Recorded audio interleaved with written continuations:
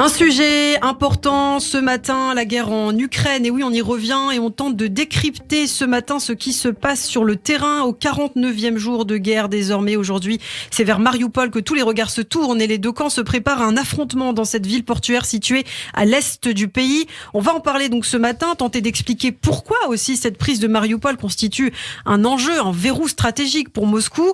Dans le même temps, sur le sol ukrainien, la reconquête de territoire par les forces de Kiev entraîne avec elle la découverte macabre de civils tués par l'armée russe. Aujourd'hui, les soldats de Moscou sont accusés des pires exactions par le président ukrainien Volodymyr Zelensky et par aussi le reste de la communauté internationale. On fait le point ce matin avec vous, Christophe. Plus de 40 jours de siège désormais en effet à Mariupol. Depuis le début de l'invasion de l'Ukraine, le 24 février, l'armée russe s'acharne sur ce port de la mer d'Azov au prix de ravages considérables. Un responsable ukrainien a assuré cette semaine, mardi 12 avril, sur Twitter que l'offensive avait provoqué la mort de dizaines de milliers de personnes et détruit 90% des maisons. Les forces russes continuent à resserrer leur étau sur des soldats ukrainiens encerclés et bloqués. Et plus de 20 000 morts à Mariupol. Entre 20 et 22 000 personnes sont mortes dans la ville depuis le début de la guerre. C'est ce qu'a déclaré mardi soir le gouverneur ukrainien de la région de Donetsk lors d'un entretien notamment avec la chaîne américaine CNN. La ville est désormais en proie jour et nuit à des combats de rue. C'est ce qu'il a également affirmé sur Telegram, même s'il admet n'avoir presque plus de contact maintenant avec la ville. Alors pourquoi cet enjeu pour les Russes ? Pourquoi Mariupol ? Eh bien, tout simplement d'abord pour s'assurer certainement, Christophe, d'une continuité territoriale. Il y avait une sorte de logique à ce que Mariupol soit en première ligne puisqu'elle est située à une quinzaine de kilomètres de la ligne de contact entre la Russie et l'Ukraine. C'est ce qu'a affirmé chez nos confrères de France Info Alexandra Goujon, maître de conférence en sciences politiques à l'université de Bourgogne. Précisons que cette cité portuaire est vraiment stratégique, à 350 kilomètres environ au nord-est de la Crimée, annexée, on le rappelle, par la Russie en 2014, et à quelques 100 kilomètres au sud de Donetsk, c'est la capitale, on peut dire, de l'une des deux républiques autoproclamées du Donbass, avec Louhansk, elle-même toute proche de la frontière russe. La conquête de Mariupol permettrait donc aux Russes de consolider leurs gains territoriaux et de relier la Crimée au Donbass. C'est le dernier verrou à faire sauter pour les Russes avant l'occupation totale du sud et de l'est de l'Ukraine. C'est ce que dit d'ailleurs de son côté toujours chez France Info. D'ailleurs France Info qui fait un formidable travail d'information sur la guerre en Ukraine depuis le 24 février. C'est ce que dit Carole Grimaud-Potter, enseignante en géopolitique de la Russie à l'université de Montpellier. Et on le comprend aujourd'hui, prendre Mariupol permettrait aussi aux Russes de contrôler environ 80% de la côte ukrainienne sur la mer d'Azov. La Russie régnera alors en maître sur cette mer ouverte, sur la mer Noire, qui deviendrait donc une mer intérieure. C'est important car si elle y parvient, la Russie n'aura de compte à rendre à personne. Elle pourrait y placer n'importe quoi, notamment des sous-marins nucléaires, par exemple. Assurer donc une continuité territoriale, on le sait, priver aussi l'Ukraine d'un poumon économique, c'est l'autre enjeu pour la Russie, puisqu'on sait que Mariupol est le deuxième port le plus important d'Ukraine après Odessa. Tout à fait, les grands ports ukrainiens de Mariupol et Berdyansk qui représentent 20% des exportations ukrainiennes. Depuis ce port, l'Ukraine exporte vers les pays du Maghreb, notamment en temps normal, son acier, son charbon ou encore son maïs. Mariupol et sa région possèdent également un sous-sol très riche, notamment en lithium et en or, de précieuses ressources.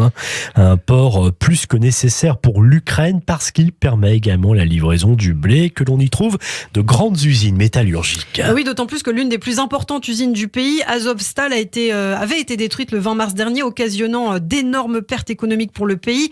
C'est vraiment compliqué, donc actuellement tendu pour Kiev. Et puis, en dehors des terres, le conflit, il faut le dire, a aussi rendu la navigation sur la mer d'Azov très compliquée. Exactement, le 1er mars dernier, soit 6 jours après le début de l'invasion russe en Ukraine, près de 170 navires étaient restés bloqués en mer, certains avec des cargaisons de grains, entraînant des effets immédiats sur les cours mondiaux du blé. Mais la situation était prévisible en réalité, car avant la guerre, selon des observateurs, les Russes faisaient déjà tout pour limiter le commerce au départ de Mariupol et l'arrivée des marchandises. Assurer une continuité territoriale, priver l'Ukraine d'un poumon économique. Troisième point aussi important, obtenir une victoire symbolique, bien sûr, maintenant que l'armée russe s'est clairement enlisée et en essayant de prendre en vain, Kiev. Oui, et on a entendu les forces russes pour qui désormais l'objectif c'est recentrer ses objectifs sur la libération du Donbass. Pour le Kremlin, eh bien la chute de Mariupol en deviendrait donc le symbole. Au moment de l'offensive en Crimée en 2014, la ville était d'ailleurs déjà convoitée par les forces séparatistes soutenues par la Russie. Pour rappel, Mariupol était tombé brièvement entre leurs mains avant sa libération, notamment grâce à l'action du bataillon Azov, régiment ukrainien accusé par ailleurs de compter des néo-nazis dans ses rangs. Une chute qui serait donc fortement symbolique aussi parce qu'avant la guerre, Mariupol était plutôt considéré comme pro-russe, avec beaucoup d'entreprises qui commerçaient aussi bien avec l'Ukraine qu'avec la Russie. C'est ce qu'explique dans les colonnes du Monde cette fois Tatiana Kestoeva-Jean qui travaille à l'IFRI.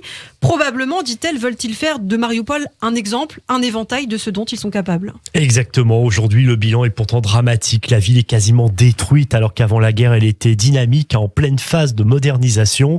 Comme les Russes ne pouvaient pas entrer dans Mariupol avec leurs chars, alors ils l'ont réduite en cendres, tout simplement, comme le résume à la BBC un ancien commandant anglais. Enfin, l'un des derniers enjeux pour Poutine et la Russie, c'est bien sûr servir la propagande autour de la dénazification de l'Ukraine, dont on a beaucoup entendu parler, semer le trouble aussi au sein de la communauté internationale.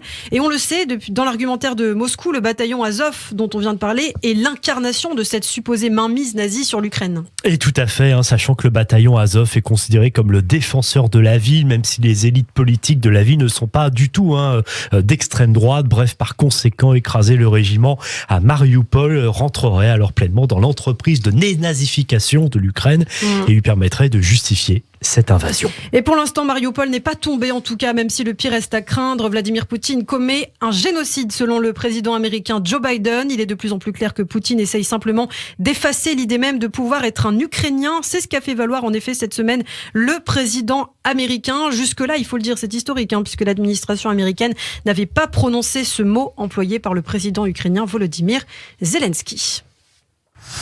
Radio J, le 6-9, Ilana Ferradian.